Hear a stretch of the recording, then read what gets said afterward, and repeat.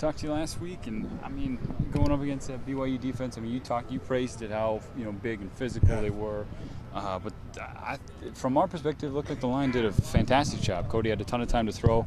What did you think of the performance against Coug? Well, I thought we pass protected pretty good. Isaac's done a great job of calling things out, and the guys are battling real hard. And again, this week's going to be a big challenge for him. Again, I got Starr and 91's a heck of a player. The whole front is, they rush the passer well. They're going to present problems with pressure, so we got to do a good job of identifying things and making correct calls and blocking what they're giving us. So. I mean, Starr looked lately. He's got the name. He's a star. I mean, he's been a star for him.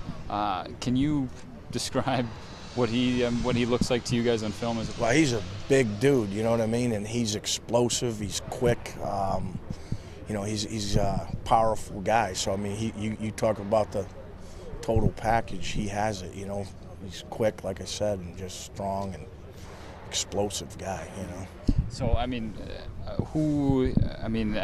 going into a game where you got to play a player like that, is there just even more emphasis from just reminder, of just doing the little things? Right. No question. We got to, like I said, communicate well and trust our technique and just fight like crazy. You know what I mean?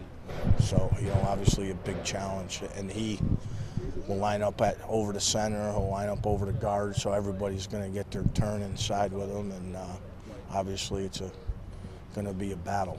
How do you think Mike Phillip has done protecting the blinds of both Sean and Cody? I think he's done a pretty good job. I was real happy with Mike all camp. He had his best training camp ever, worked his hardest that he ever had, and he's done a good job. So bigger, stronger than a year ago, or actually 2 years ago, because he had the surgery and got that stuff cleaned up, plus he got to spend time in the weight room.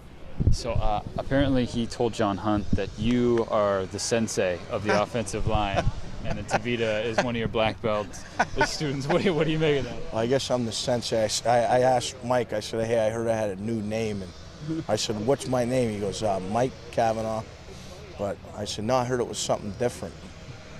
He started laughing. But, I guess I'm the sensei, and I got my two black belts, Kyle Devan and Tavita Thompson. So those guys are doing a great job, you know what I mean? And obviously, they play for, some time in the NFL and brought technique ideas, and they're really good with the guys, you know what I mean? So, I'm the bad cop, they're the good cops. I'm always grumpy and mean, so.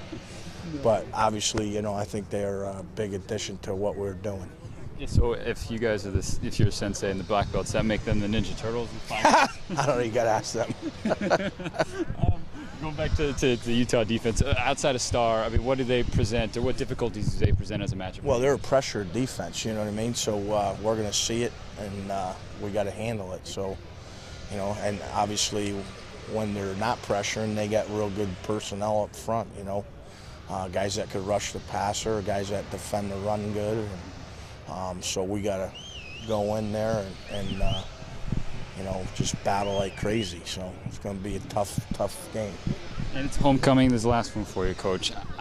I want to know if you have a good homecoming story, from whether it's back in high school or college, maybe a dance, a date, glory. I don't know. Never had dates. I was too ugly. So, not really. Obviously with what we do, we're too busy, and so we don't really get to enjoy too much homecoming.